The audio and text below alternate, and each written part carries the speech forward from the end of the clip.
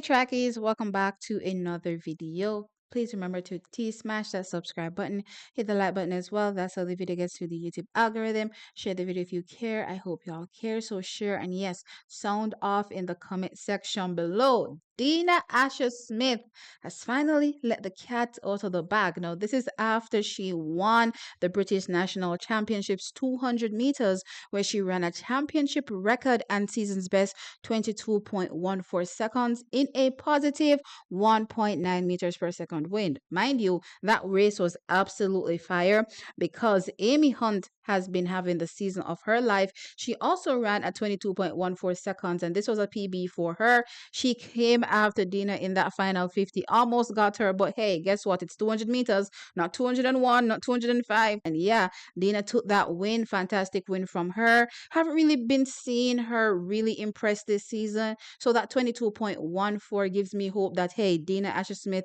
is on the right path to getting back to, another major global final and, putting up a strong bid for potentially a medal, right? And then, of course, Daryl Nita was in the race as well, and she ran a 22.30 seconds, a season's best for her. Now, Daryl Nita, interestingly, competed in the 100 meters, got this DQ'd there. So I'm not sure as it relates to, how they're going to, work out that 100 meters if they're going to put her back in. But I know this is, Europe, I mean, aka England, Great Britain. So they more than likely will still give her an opportunity to run because, Dina has turned up at these national championships year in, year out and only competed in one event. And, she booked spots for both. So, it is what it is. They, have the power as it relates to who they select to send. I believe for 2 spots, only one is automatic, right? So that being said, back to Dina, right? So Dina Smith, after her emphatic win, let the cat out of the bag that she's back in London. Take a listen. It's good. No, it's good. I'm really happy. I'm based in London and I'm just having fun. I'm really excited. I've been working on some stuff to do with my race phasing, race prep, and I think, as you can see, it's paid dividends. Like, I'm just so happy and I feel in a very confident and capable place. So, how is that being back in London? Oh, I love it. I'm such a London girl. Such a London girl. I tried, babe. I tried, but I'm back. I tried. I promise. I tried my hardest. But yeah.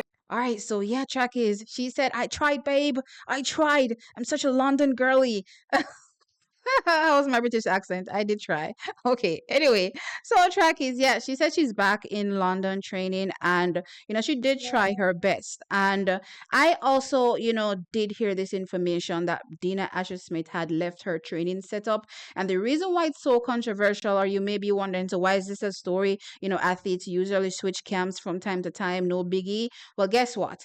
It's who her coach was, Coach Flo. And if you're still not sure who Coach Flo is, then you may know the Olympic champion. If you don't know the Olympic champion, what are you doing watching track and field, right? So the Olympic 100-meter champion, that is Julien Alfred. So the coach for Julien Alfred is the same coach that was coaching Dina Smith. She had been in the setup, I believe, for roughly now 2+ years, I would say, right? And yeah, she has decided to, switch back over, or is it 1+ year? I'm losing track of time. But anyway, trackies, yeah, she has decided to switch from the club and be based back over in London. Now, at the time when I got the info, didn't get where she was training, but I just got that she's no longer training with Coach Flo, and I went, very, very interesting. Now, I want to start this off by saying, have to put this caveat out there. It has absolutely nothing to do with Julien Alfred. My opinion has nothing to do with her. But let me take you back some time and, my growth with Coach Flo and the whole Kevona Davis situation, where from I started this channel, I've been highlighting the fact that I do not believe he's giving the necessary attention to Kevona Davis. I pointed this out time and time again, and he came out, one year giving some nonsense excuse as far as I was concerned that, she has, a few mental blocks, so he has to work on that before. And I was like, so you can't work on our mental, blocks at the same time fixing her technique? Like, why is she still running the same way?